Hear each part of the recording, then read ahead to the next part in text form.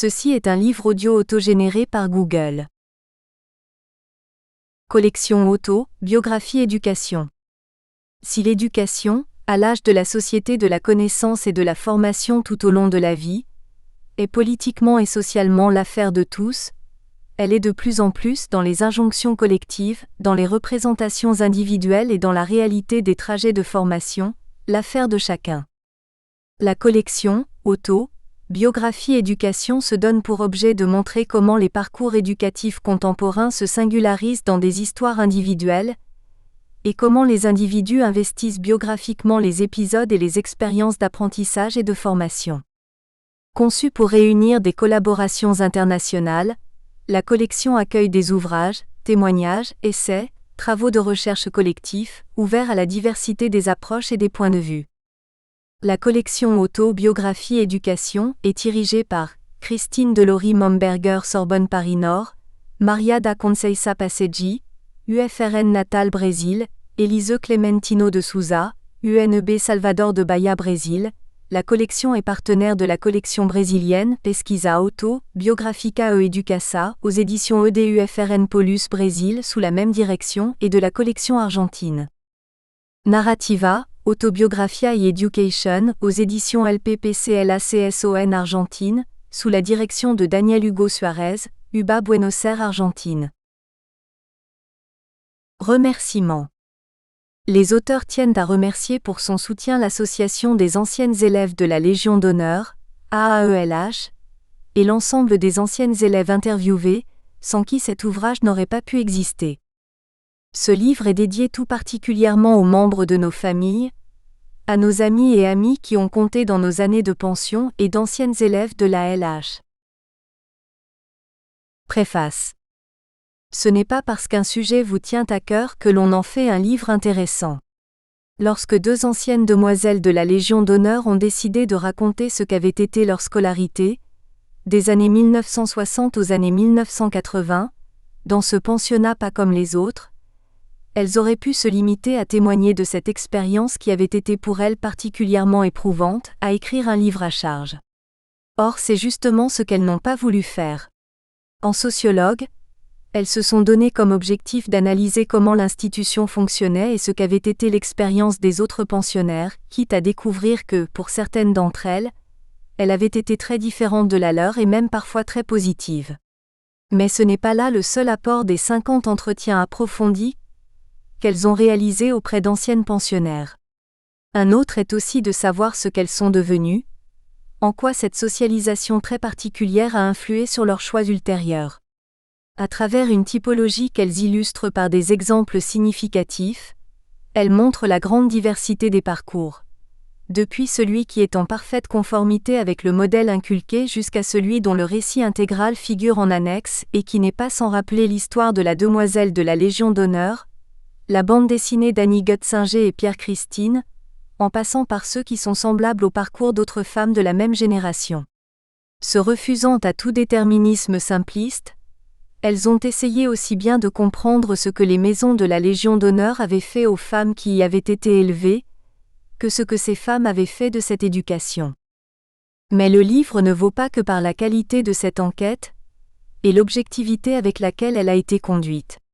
Il vaut aussi parce qu'il apporte sur une institution mal connue et sur laquelle, en dehors de l'ouvrage historique de Rebecca Rogers, il n'y a pas eu de travaux de recherche, un éclairage nouveau et suscite des questions auxquelles on ne peut échapper. Comment a-t-on pu soumettre jusqu'au début des années 1980 des enfants et des adolescentes à des conditions de vie matérielle aussi difficiles, à une discipline aussi stricte, Q'? Est-ce qui a justifié, au-delà de la référence archaïque au discours de l'empereur, le maintien de cet entre-soi, de cette coupure d'avec le monde? Qu'est-ce qu'il explique? Des questions dont on pourrait croire qu'elles renvoient à un univers qui n'est plus le nôtre, si l'on ne voyait pas ressurgir ici ou là un intérêt pour la formule de la pension, pour le refus de la mixité. Une raison de plus pour lire ce livre. Monique Hirschhorn, professeure de sociologie, Université Paris-Descartes. Avant-propos, pourquoi écrire sur les maisons d'éducation de la Légion d'honneur? Ce livre est issu d'une rencontre à Toulouse, au début des années 1990, entre une spécialiste de la mobilité en entreprise et une sociologue urbaine qui ont souhaité travailler ensemble sur la mobilité géographique. Il nous a fallu des mois, voire une bonne année, pour nous rendre compte que nous étions toutes deux anciennes élèves de la Légion d'honneur. L'une dans les années 1960 et l'autre dans la première moitié des années 1970. Ni l'une ni l'autre n'avaient tendance à faire état de cette expérience. Nous nous amusions de nos nombreux points communs, de nos manières d'être et de nous habiller comparables, tout en gardant longtemps le vouvoiement entre nous. Jusqu'au jour où l'une demanda à l'autre dans quelle école elle avait effectué ses études secondaires. C'est en région parisienne.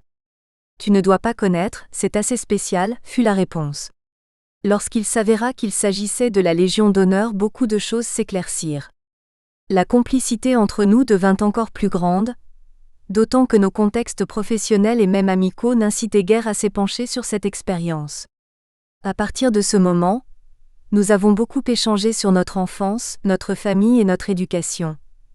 Des questions de place dans la famille, de rapport à nos pères, militaires tous les deux, et de circonstances d'entrée à la Légion d'honneur, nous avaient laissé un sentiment de non-dit qu'il nous faisait du bien d'explorer ensemble. Poussés par la curiosité de ce qu'avaient pu devenir les autres anciennes élèves, et forte d'une première expérience de travail et de publication en commun, c'est assez logiquement que nous est venue l'idée de capitaliser, encore une fois, la richesse et l'étrangeté de l'expérience vécue dans ce pensionnat. Nous avons été frappés par la similitude de nos expériences, malgré la décennie qui les sépare. Le moins que l'on puisse dire est que ni l'une ni l'autre n'avons bien vécu notre passage à la Légion d'honneur qui, de nombreuses années après, continuait à nous obséder. Nous en avons rêvé sur le mode du cauchemar, où nous avons pratiqué le déni pendant des décennies. Mais ce qui était le cas pour nous l'avait-il été également, sinon pour toutes les autres, du moins pour certaines? Décision fut donc prise de nous lancer dans une nouvelle recherche approfondie sur la piste d'anciennes élèves, non pas pour régler un compte avec l'institution.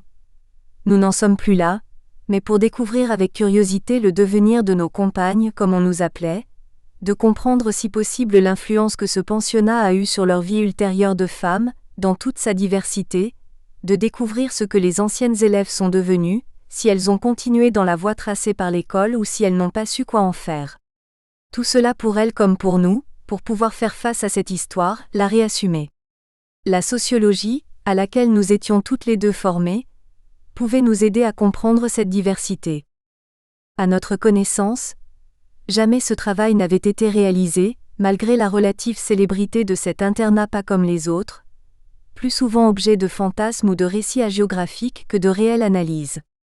Le fait d'être anciennes élèves nous offrait la possibilité à la fois d'un accès facilité aux sources, et celle de voir les choses de l'intérieur comme de l'extérieur, à condition de respecter certains principes. Les maisons d'éducation, de la Légion d'honneur, un objet de curiosité. Mais que sont donc ces maisons d'éducation de la Légion d'honneur? Il s'agit actuellement de 2 établissements. Un pour le collège, situé dans la forêt des Loges près de Saint-Germain-en-Laye en région parisienne, et un autre pour le lycée, situé à Saint-Denis en banlieue nord de Paris, public mais ne relevant pas de l'éducation nationale. Jusqu'aux années 1960, ils étaient au nombre de 3, avec l'établissement d'Écouen. Créé par Napoléon lui-même au soir de la bataille d'Austerlitz en 1804, comme ne manque pas de le rappeler la geste des maisons, ils dépendent du ministère de la Justice dont relève la grande chancellerie de l'ordre de la Légion d'honneur. Laïques et non mixtes, ils accueillent uniquement des pensionnaires et sont strictement réservés aux filles et aux petites filles de décorés de la Légion d'honneur, français et étrangers, et plus récemment de l'ordre du mérite. Jamais cette caractéristique n'a souffert d'exception en plus de 2 siècles d'existence. Les établissements ont été en nombre variable. Ils ont été destinés selon les moments de l'histoire à diverses sous-populations, ont occupé diverses localisations mais malgré les changements et même les bouleversements qu'ont connus ces 2 siècles, ils sont restés inchangés dans leurs principes, leurs règlements et leurs valeurs. Ce n'est qu'à la marge, et assez récemment, que des modifications sont intervenues, esquissant une modernisation certaine et un véritable changement de paradigme. Assez mal connues bien que relativement célèbres, les maisons suscitent un intérêt qui se renouvelle au fil des époques mais qui a beaucoup augmenté depuis 2 ou 3 décennies, parfois pour de bonnes, parfois pour de mauvaises raisons, assez variées. Non-mixité entre garçons et filles, un mouvement valorisé en particulier aux USA mais pas seulement, soit dans la perspective que certaines féministes ne renieraient pas de soustraire les filles à la domination des garçons, soit pour soustraire les garçons à la tentation que représentent les filles. Retour en grâce du pensionnat qui créerait les conditions idéales pour le travail scolaire en soustrayant les élèves aux tentations du monde extérieur. Les internats de la seconde chance en sont un bon exemple en France, mais on peut citer également tous les établissements dits d'excellence qui sont des pensionnats.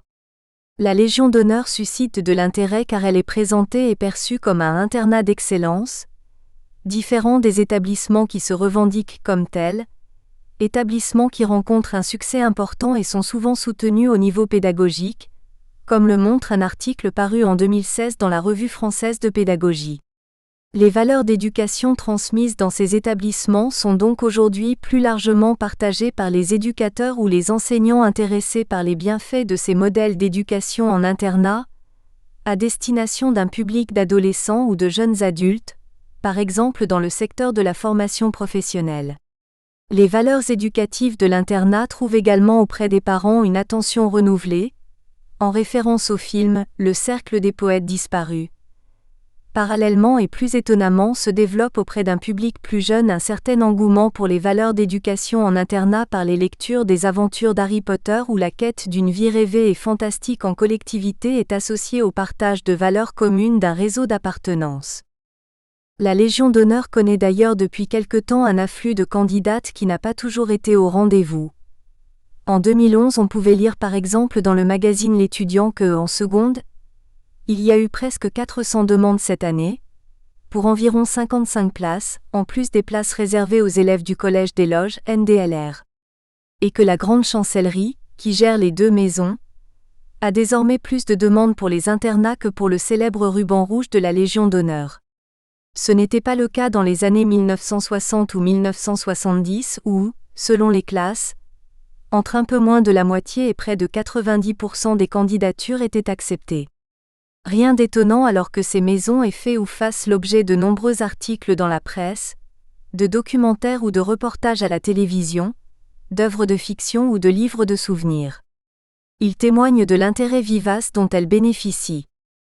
Il existe ainsi une bande dessinée très connue qui porte le titre de La Demoiselle de la Légion d'honneur, d'Annie Guttsinger, pour le dessin et de Pierre Christine, pour le scénario, paru chez Dargaud en 1980, puis réédité en 1990 aux Humanoïdes Associés et de nouveau en 2002 dans un album commun avec la diva et le Kriegspiel des mêmes auteurs. La réédition témoigne de son succès. L'héroïne de cet album est Aline, fille de militaire, une orpheline dont les parents ont été tués en Indochine.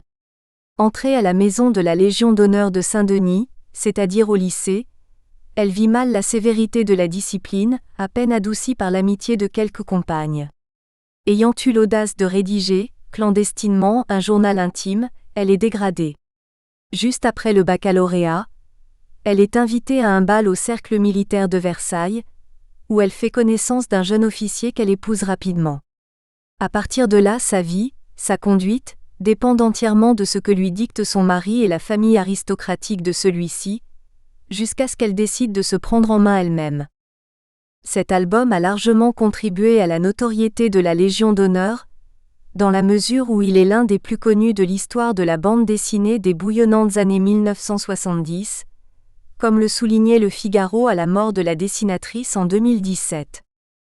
Avec La Demoiselle de la Légion d'honneur, Dargaud, 1980, paru dans Pilote, Annie Guttsinger livre un bouleversant portrait de femme à travers le destin voyageur d'une orpheline prénommée Aline, dont les parents ont été tués en Indochine, qui intègre l'école de la Légion d'honneur. De cette institution quasi-disciplinaire, jusqu'aux rives féministes des années 70 et les premiers pas du MLF, l'héroïne traverse la grande histoire de France, la guerre d'Algérie, la décolonisation, et sa vie reflète l'évolution de la condition féminine durant les 30 Glorieuses. On aurait pu s'attendre à ce que le cinéma français se saisisse d'un sujet comme celui des maisons de la Légion d'honneur, à l'image du film allemand de Léontine Sagan Jeune fille en uniforme sorti en 1931 et dont le thème a été repris en 1958 par le cinéaste Geza von Radványi, Mais rien de tel. À notre connaissance, une seule œuvre de fiction cinématographique met en scène la maison de Saint-Denis. Il s'agit du film Zombie Child de Bertrand Bonello sorti en 2019. Le synopsis de Zombie Child est Haïti 1962. Un homme est ramené d'entre les morts pour être envoyé de force dans l'enfer des plantations de canne à sucre.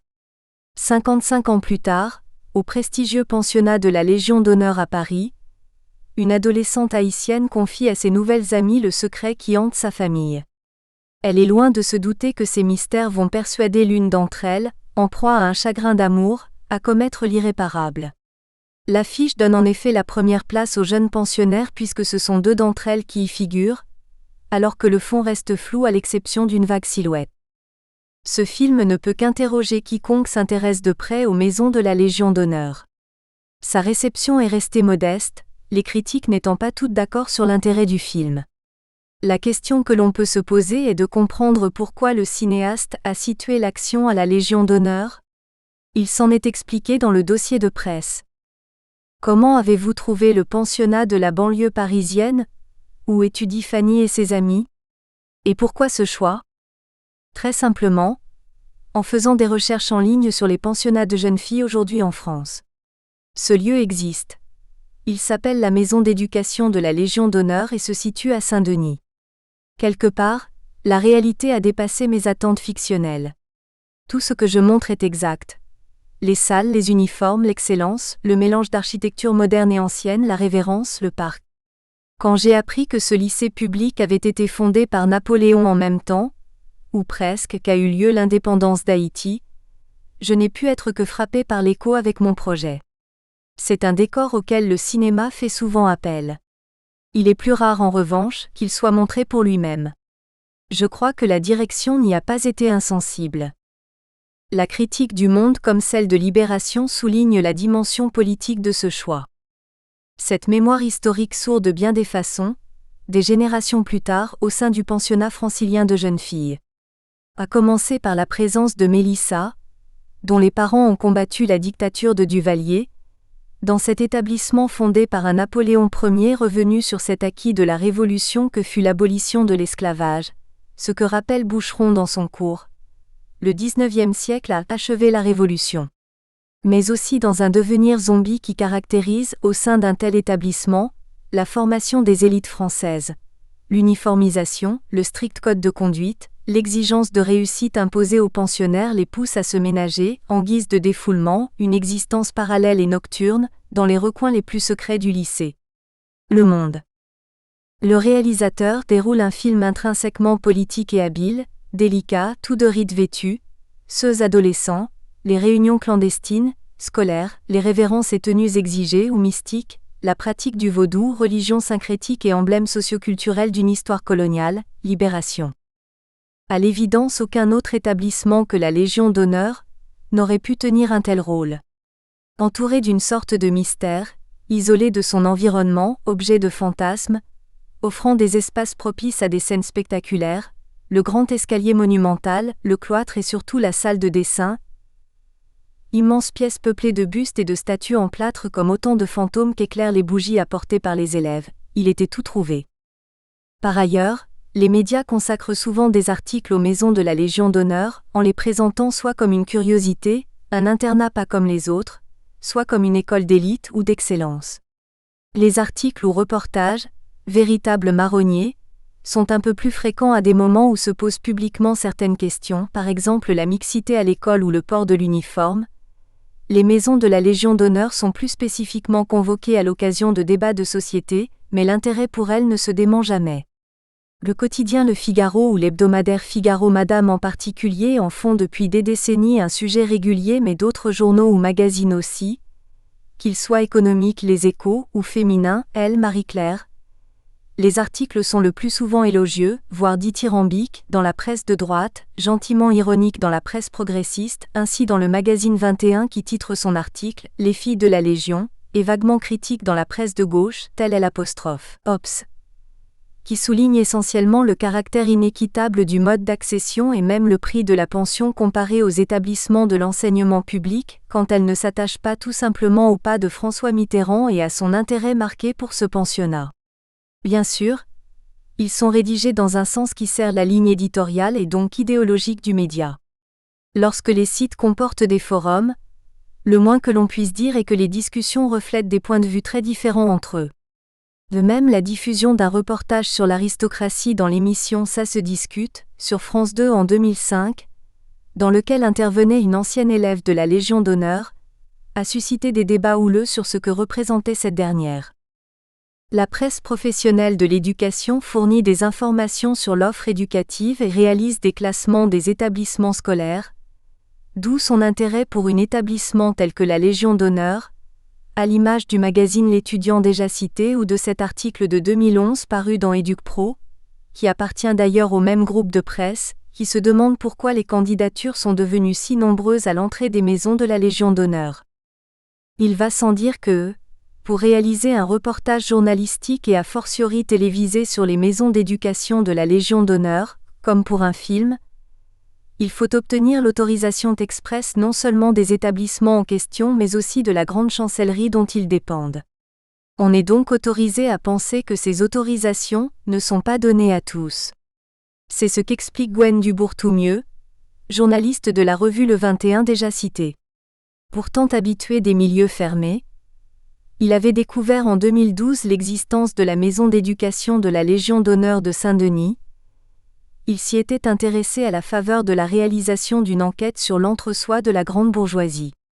En 2017, il a souhaité réaliser un reportage photographique, pensant raconter l'histoire d'une école traditionnaliste, très blanche, dans le département le plus pauvre et le plus cosmopolite de France. Il a été très surpris des conditions de son enquête. Ça a été très compliqué, je n'ai jamais été aussi chaperonnée de toute ma vie. Il n'y a que des femmes dans l'équipe éducative, alors je ne sais pas si le fait que je sois un homme les a inquiétés, mais je n'ai pas pu faire un pas sans avoir quelqu'un à mes côtés, j'étais suivie partout. Manifestement le journaliste n'a pu voir que ce que l'on voulait bien lui montrer, et rien en tout cas dans ce travail sur ce que sont les demoiselles en dehors de l'établissement. Mais si les maisons d'éducation de la Légion d'honneur suscitent de l'intérêt, c'est aussi parce que des personnalités y ont été élèves, donnant une idée de la contribution de cette école à la vie artistique, économique, politique, institutionnelle, etc., du pays à chaque époque. En tentant d'explorer toutes les sources accessibles, actuellement et dans un passé récent, on peut dresser un inventaire à l'après-vert tant il est divers et varié.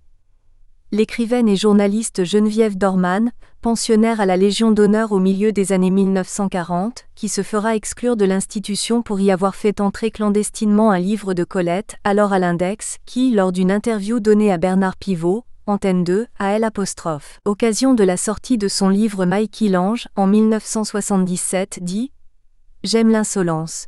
Élevée à la Légion d'honneur et chez les dominicaines, l'éducation répressive est une excellente chose, ça donne le goût de la désobéissance. » Zoé Florentin, poète, Laurence Equilbey, chef de chœur, Marie Espinosa, comédienne et chanteuse, Julie de Kerangal, femme de lettres, Charlotte Méry de Bellegarde, navigatrice, Léonie Simaga, comédienne, le sociologue queer Sam Boursier, anciennement Marie-Hélène Boursier, Anne-Elisabeth Lemoine, journaliste, Béatrice Ardisson, musicienne, Constance Guisset, designer, Gwenaëlle Barusso, écrivaine, René David, verbicruciste.